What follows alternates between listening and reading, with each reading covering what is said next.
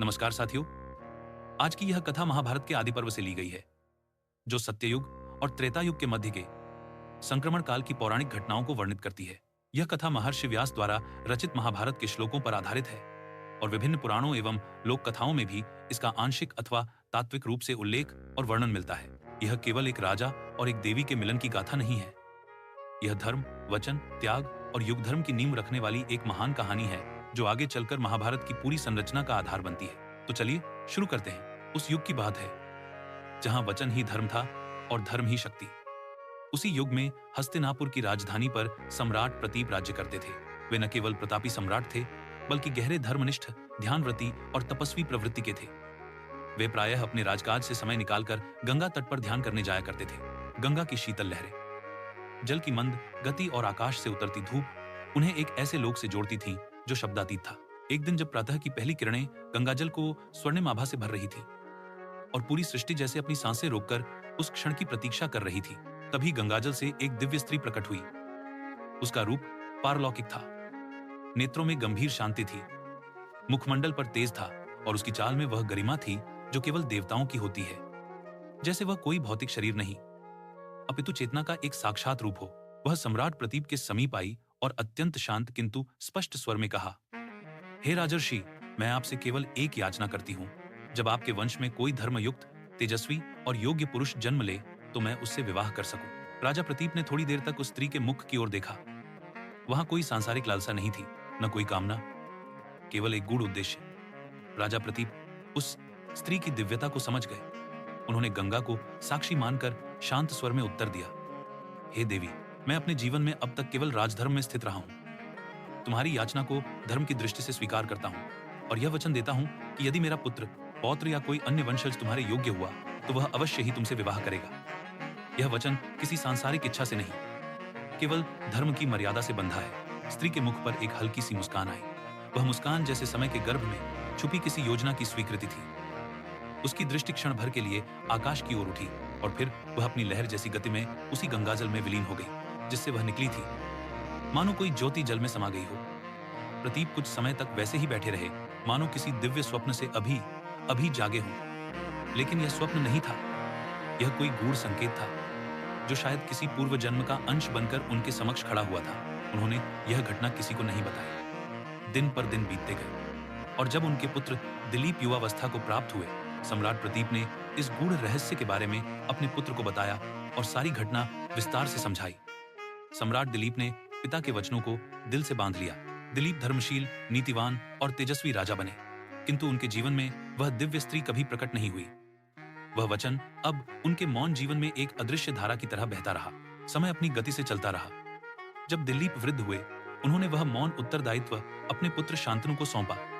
उन्होंने कहा, वत्स, यदि कभी तुम्हारे जीवन में कोई ऐसी स्त्री प्रकट हो जिसके नेत्रों में तुम्हें स्वयं का कोई भूला हुआ अंश दिखाई दे, तो समझना कि यह केवल प्रेम नहीं, यह कोई प्राचीन उत्तरदायित्व है जो समय की प्रतीक्षा कर रहा है। वर्षों बाद शांतनु युवावस्था में एक तेजस्वी और धर्मव्रती सम्राट बने। उन्होंने न्याय और नीति से हस्तिनापुर का शासन किया। एक दिन वे शिकार से लौटते हुए गंगा तट पर विश्राम कर रहे थे। तभी उन्होंने देखा कि एक स्त्री गंगाजल में क्रीड़ा कर रही है। उसका रूप अलौकिक था। उसकी चाल में लहरों का नर्तन था, मुखमंडल पर ब्रह्म शांति और नेत्रों में एक ऐसी पहचान जिसे शब्द नहीं बांध सकते थे। राजा शांतनु उस अद्भुत स्त्री के सौंदर्य से मोहित हो गए। उन्हें प्रतीत हुआ मानो यह वही स्त्री है जिसके बारे में उनके पिता ने उन्हें बताया था। मानो कोई भूली हुई प्रतिज्ञा समय के गर्भ से लौट आई हो। उन्होंने उस स्त्री के समीप जाकर विवाह का प्रस्ताव रखा। उस स्त्री ने कुछ क्षण मौन रहकर कहा, यदि आप मुझसे विवाह करना चाहते हैं तो आपको एक वचन देना होगा।